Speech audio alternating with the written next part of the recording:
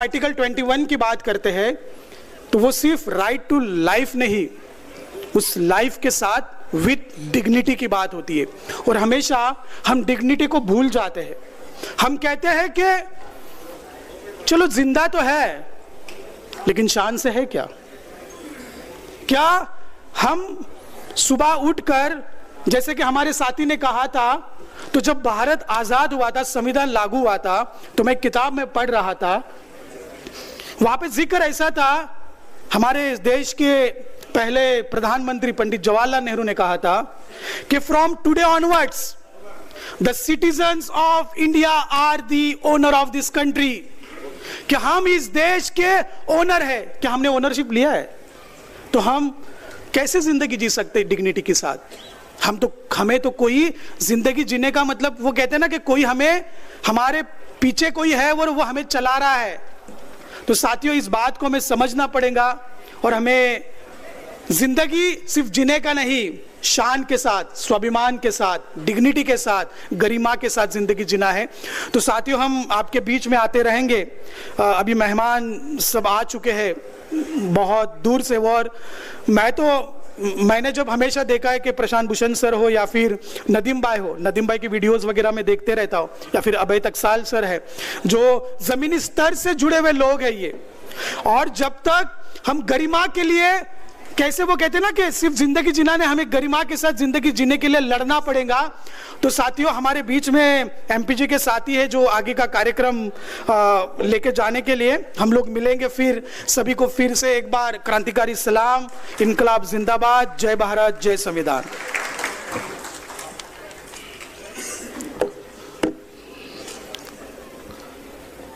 बिस्मिल्लाहिर्रहमानिर्रहीम। यहाँ पर उपस्थित सभी साथियों का मैं movement for peace and justice Maharashtra की ओर से हार्दिक स्वागत करता हूं और उनका आभार भी जो है व्यक्त करता हूं। साथियों, जैसा कि आप जानते हैं कि आज का ये जो कार्यक्रम है, जीवन जीने का अधिकार गरिमा के साथ, इस सेंट्रल थीम के साथ में लाइफ विथ डिग्निटी रखा गया है।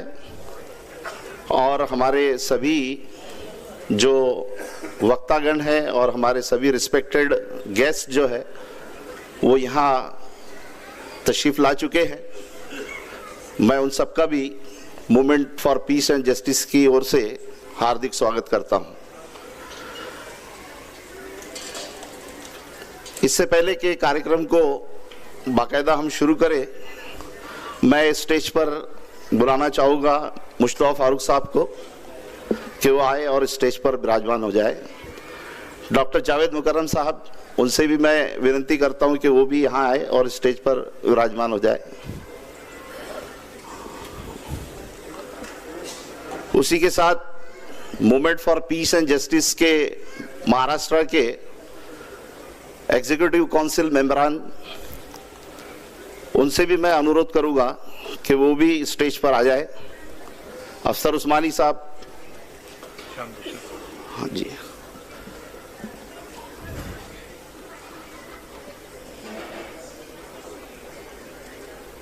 जी जी जी। मैं हमारे जो इस कार्यक्रम के एक और मुख्य अतिथि है श्री अनुपम साहब, जो है हल्ला बोल के सेक्रेटरी, मैं उनसे भी बहुत आदर से विनती करूंगा कि वो आए और स्टेज पर विराजमान हो जाए। जी जी। अफसर उस्मानी साहब, general secretary movement for peace and justice. Azeem Pasha साहब, आबिद शेख साहब, नाज़िरा मसरूर साहबा,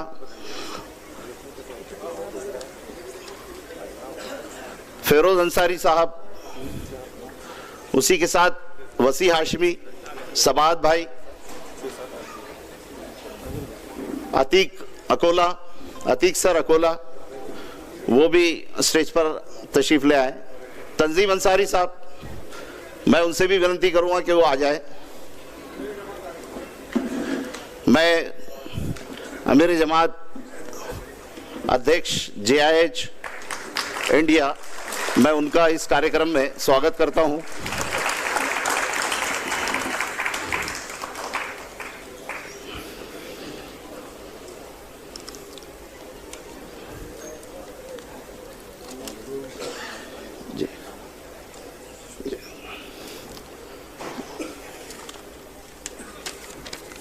और अब हम बाकायदा इस कार्यक्रम का जो है वो शुरुआत करते हैं।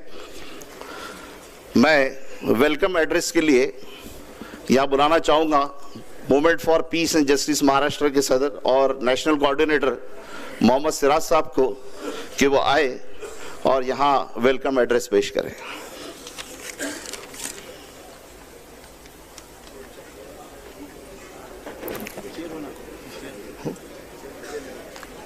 थैंक यू महमूद भाई।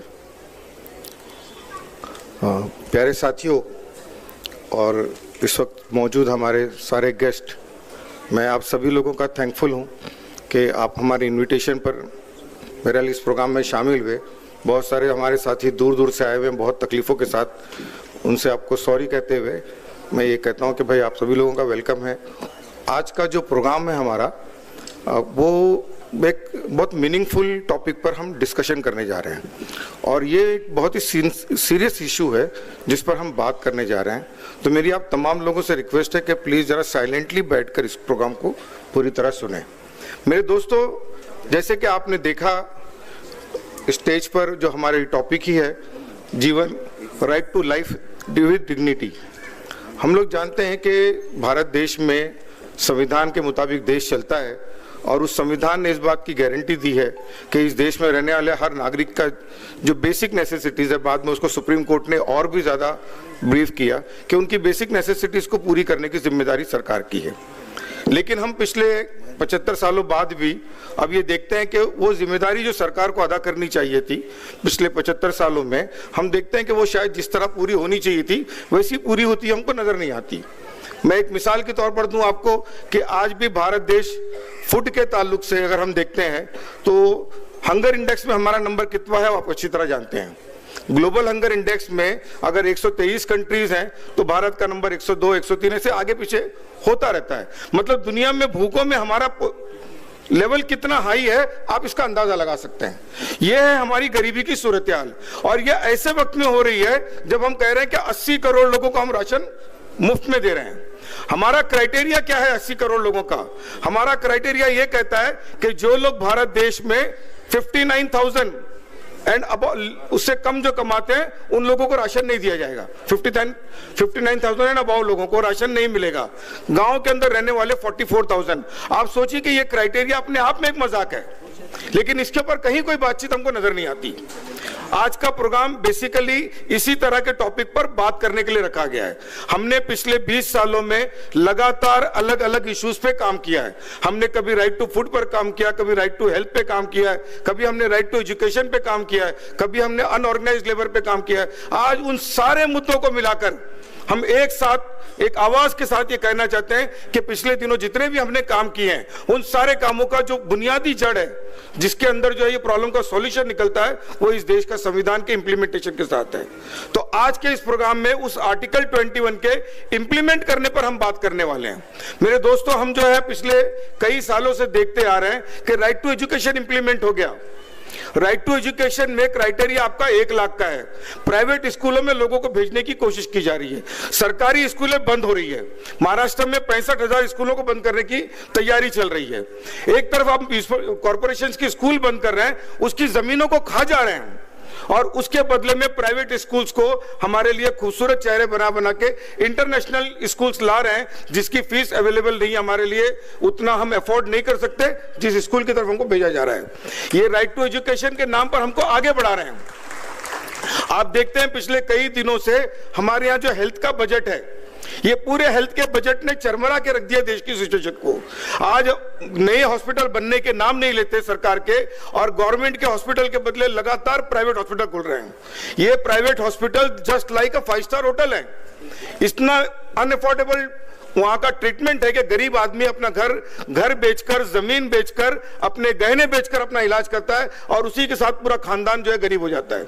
लेकिन सरकार अपने पैसों को इन हॉस्पिटलों पे इन्वेस्ट करने के लिए तैयार नहीं है, बल्कि हमको कार्ड के नाम पे एक झुंझुना हमारे हाथ में थमा देते हैं और हमसे कहते हैं कि आयुष्मान भारत का कार्ड है, ले जाइए अपना ट्रीटमेंट कीजिए। अभी जो सीएजी की रिपोर्ट आई है, उस रिपोर्ट में यह बताया गया कि कितना बड़ा झोल हुआ है इस स्कीम के नाम पर। आप एक नहीं, लगातार ऐसे जितनी भी गारंटी दी हुई बातें हैं, मैंने राइट टू फूड की बात की, मैंने राइट टू हेल्थ की बात की, मैंने राइट टू एजुकेशन की, आप ये अनऑर्गेनाइज्ड लेबर की देखिए। हमारे पास नौकरी है ही नहीं और नौकरी के नाम पर हमारे साथ में वो खेल बना दिया गया और हम देख रहे हैं कि हमारे बेरोजगार जो है वो अगर कभी स्विगी और जोमेटो का ड्रॉप आउट का काम कर रहे हैं, डिलीवरी का काम कर रहे हैं, तो उनसे कहा जा रहा है आप तो अच्छे लेबर है ना, आपको नौकरी तो है ना।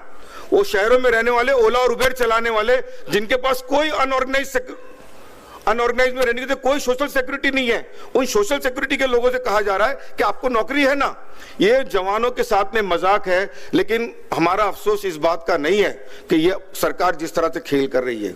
हमारा अफसोस ये है कि अवाम की तरफ से कोई रिएक्शन भी नहीं है। आप देखिए कि इस पूरी लड़ाई में हम कमजोर कहां हैं। इस लड़ाई में हम कमजोर इसलिए कि यहां से कोई आवाज नहीं उठती जो मुद्दों पर बात करती हो। हम पूरे इलेक्शन के प्रोसेस को देखते हैं, लोगों ने जात और धर्म के नाम पे पूरे प्रोसेस को बांट के रखा, लेकिन बुनियादी मुद्दों पर बात करने के लिए तैयार नहीं। मेरे दोस्तों, आज ये छोटा सा ग्रोह, ये 1000 लोगों का ग्रोह एक आवाज उठाएगा और इस बात की उम्मीद के साथ कि ये आवाज जो है महाराष्ट्र को इंपैक्ट करेगी। आज हमारे पास जो गेस्ट हैं, हम उनसे मुद्दों की बातों के साथ साथ इस बात की भी आशा रखते हैं कि वो लोग जो है बहुत अच्छे अंदाज में हमारे आगे करने के लिए कोई लाहे अमल भी बताएंगे। कम से कम एक लॉन्ग टर्म हमारे सामने गोल कुछ बने जिसको अचीव करने के लिए हम लोग सब मिलजुल कर काम कर सकें। तो इन्हीं बातों के साथ मैं अपनी बात को खत्म करता हूं और इस उम्मीद के साथ कि आज का ये दिन एक हिस्टोरिकल डे बनेगा। भारत देश में आर्टिकल 21 के इम्प्लीमेंटेशन के लिए जो कैंपेन हमने चलाई है, इस कैंपेन को कहीं ना कहीं सक्सेस मिल के रहेगा। Thank you.